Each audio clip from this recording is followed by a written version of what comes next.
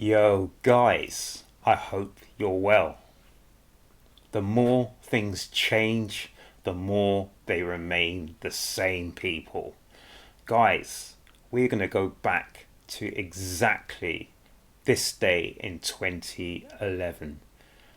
Not sure if you remember, but it was when we had the London UK riots because of the death of Mark Duggan. Anyway, guys, I'm just going to show you a clip here from the BBC, and I think what you'll see is going to be absolutely staggering. It beggars belief, people, but it needs to be seen and then to be taken into context to what we're seeing right now. So guys, let's get it on. Well, the violence has raised questions about how best to deal with rioting and disorder on our streets. I'm joined now from Lincoln. No, we've just spoken to Patrick Mercer. I'm now joined by Darcus Howe, who is a writer and broadcaster, and we can speak to him now. And Marcus Dow is in Croydon. First of all, I think she got his name wrong just now. I might have got it wrong myself because I can't really hear her voice. But this is Darcus Howe, a guy I've listened to over the years, but unfortunately he's no longer with us, so rest in peace. I think he died in 2017. So this is in August 2011, people, at the height of the London riots. So I think she called him Marcus Dow, but it's Darcus Howe.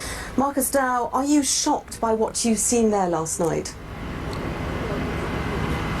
No, not at all. I have been living in London for 50 years. There are so many different moods and moments. But what I was certain about, listening to my grandson and my son, is that something very, very serious was going to take place in this country. Our political leaders had no idea. Our political leaders have no idea. The police had no idea. But if you looked at young blacks and young whites with a discerning eye and a careful hearing, they had been telling us, and we would not listen, that what is happening in this country to them. Mr. Howe, if I can just stop you, Mr. Howe, for a moment. You say you're not shocked. Does this mean that you condone what happened in your community last night? I can't even believe she asked that question. But I don't know about you guys, how much you know, how much you don't know, but I know for a fact that this lady has got a producer barking in her ear, really, so she can control the conversation, but also ask certain questions, etc., etc. So she's cutting in here on Darcus Howe, because Darcus Howe is actually trying to explain to her that there was a tinderbox in the UK in 2011, and something, it could have been anything, was going to spark these riots. It just happened to be the death at the hands of the police of Mark Duggan, and I think it was in Tottenham, if I remember rightly. So that was Mark Duggan in Tottenham. He was shot by the police. Whether he was armed or unarmed is irrelevant to this piece, but it set off the incidences that happened all over London around that time in 2011. So then this lady here has now asked Darcus Howe if he condones what is happening, if he condones the violence. And this is how the media works, people. They like to deflect and they like to twist. It's shocking. Our man Darcus Howe is just telling you what happened, and he's telling you how he was speaking to young black people, young white people, and they were telling him this is going to go off at some point. But this lady, because of producers in her ear, is now twisting it to say, oh, Darcus Howe, you condone the violence. And this is what they're trying to say about normal, common sense people like us, that, oh, we must be right-wing fascist thugs because we must condone the violence because we were going to protest. Not true, people. So let's listen to our man Darcus Howe and his response. I condone, of course not. What I'm going to condone it for, what I'm concerned about more than anything else, there is a young man called Mark Duggan. He has parents, he has brothers, he has sisters, and few yards away from where he lives, a police officer blew his head off. Well, Mr. Howe, we have Face to. off with a, let me finish. Mr. Howe, we have to wait for the official inquiry before we can say things like that. We don't know what happened to Mr. Duggan. We are going to wait for the police report on it. So this is definitely the way they stop people from talking. And I'm not going to accuse her at all, because it could be things like, for the law itself, they may not be allowed to say certain things. But it sounds quite shocking the way she's interrupted our man Darcus Howe. But there's legal implications around what people say and what they do. So there's definitely a producer in her ear telling her to basically telling her to shut him down. Shut him down as quick as she can. If I can take you on a little bit, you were talking about your grandson, you were talking about young people. And it's nice that Darcus Howe is saying Mr. Duggan is dead. So this is the feeling on the streets, people. And it's not a planned reaction. It's just sometimes people get angry. There are clashes going on, or there were clashes going on in Bangladesh, in Nigeria, right now as we speak. And you can't just say that people are right-wing fascists.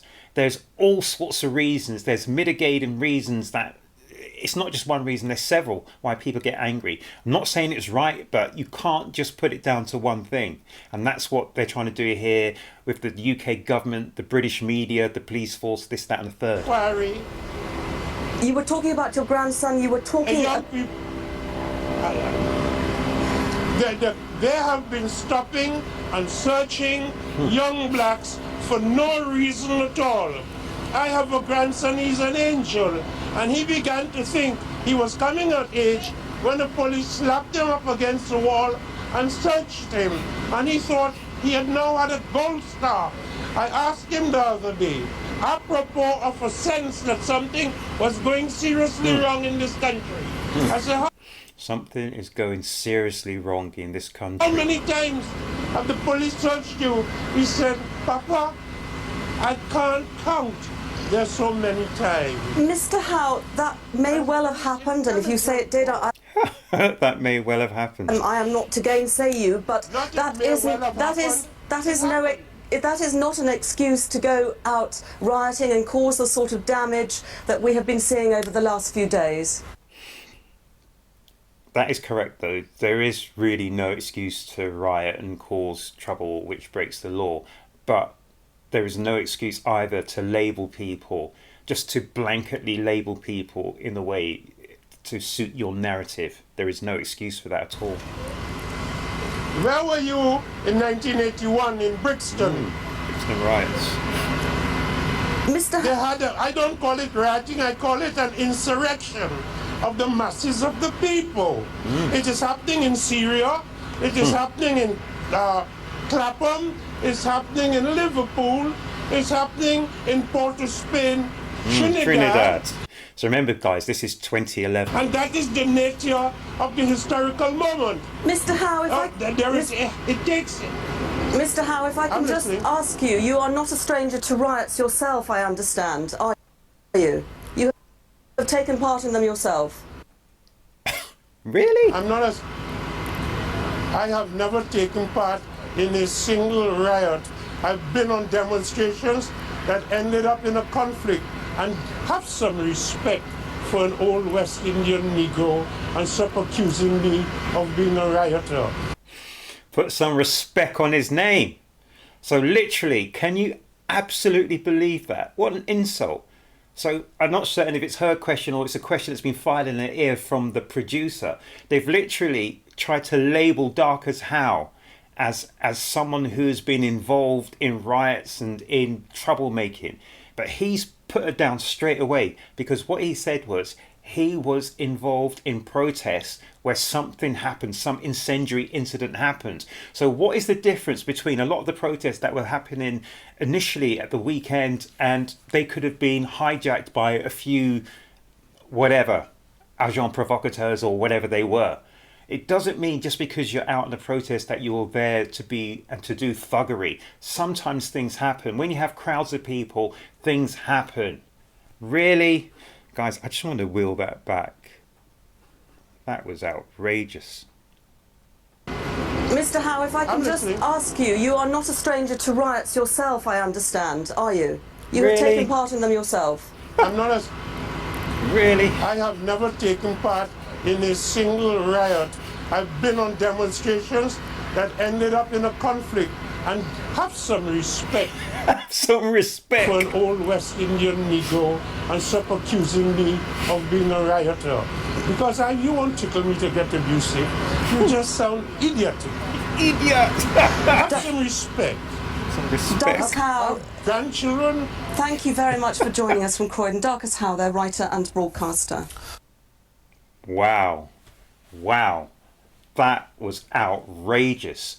And there's a bit of symmetry around this, because in 2011, the Director of Public Prosecutions was Mr. Keir Starmer. He wasn't a Sir then. So being a DPP back in 2011, there's symmetry now. We're in 2024.